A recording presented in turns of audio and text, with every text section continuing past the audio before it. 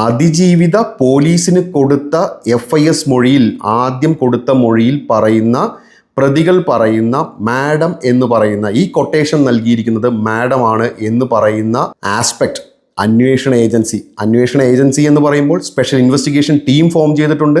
അതുപോലെ തന്നെ അന്വേഷണം ഏറ്റെടുത്ത് നടത്തുന്ന കൺസേൺ ജൂറിസ്ഡിക്ഷനുള്ള പോലീസുമുണ്ട്.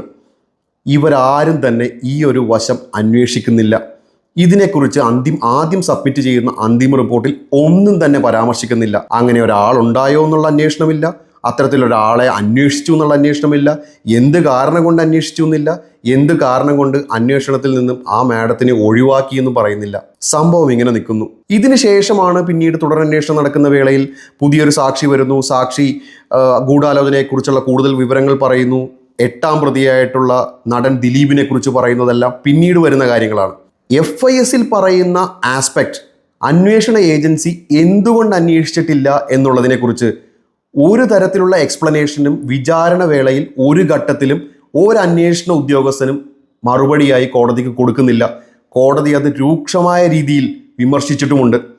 ആ കാര്യങ്ങൾ അന്വേഷിക്കാതെയാണ് പിന്നീട് പുതുതായി വരുന്ന ഒരു സാക്ഷി പറയുന്ന പുതിയ ഗൂഢാലോചന കഥയുടെ പുറകെ പോലീസ് ഏജൻസി അല്ലെങ്കിൽ അന്വേഷണ ഏജൻസി പോകുന്നത്.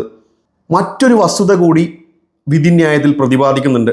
അതിജീവിത FISൽ പറയുന്ന പ്രതി തന്നോട് പറയുകയാണ് തന്നെ ആക്രമിക്കുന്നത് ഒരു മാഡത്തിൻ്റെ കൊട്ടേഷൻ ആണ് എന്ന് പറയുന്ന ഒരു ലേഡിയുടെ ആസ്പെക്ട് അന്വേഷണത്തിൻ്റെ തുടക്കത്തിൽ തന്നെ അതിജീവിത പറയുന്ന ആ കാര്യത്തെ സംബന്ധിക്കുന്ന കുറച്ച് തെളിവുകൾ കൂടി കോടതി മുമ്പാകെ വന്നിട്ടുണ്ട്.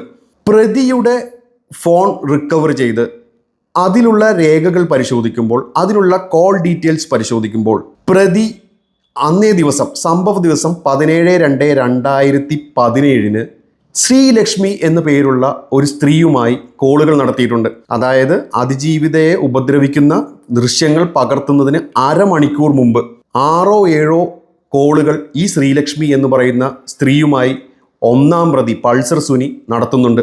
അതുപോലെ കുറച്ചധികം SMS-കളും അല്ലെങ്കിൽ മെസ്സേജുകളും ഈ ശ്രീലക്ഷ്മിയും 1ാം പ്രതി പൾസർ സുനിയും തമ്മിൽ അങ്ങോട്ടും ഇങ്ങോട്ടും അഴക്കുന്നുണ്ട്.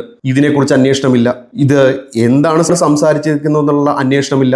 എന്തും മെസ്സേജുകളാണ് എന്നുള്ളതിനെക്കുറിച്ച് അന്വേഷണമില്ല. ഈ ശ്രീലക്ഷ്മി എന്ന് പറയുന്ന സ്ത്രീ ഒരു ഘട്ടത്തിലും അന്വേഷണ ഏജൻസി വിളിച്ച് ചോദ്യം ചെയ്തതായി പറഞ്ഞുകൊണ്ടുള്ള ഒരു മൊഴിയും ഒരു അന്വേഷണ ഉദ്യോഗസ്ഥനും കോടതി മുമ്പാകെ കൊടുത്തിട്ടില്ല. ഈ ശ്രീലക്ഷ്മി എന്ന് പറയുന്ന സ്ത്രീയെ അന്വേഷണത്തിൻ്റെ ഭാഗമായി സാക്ഷിയാക്കിയിട്ടില്ല.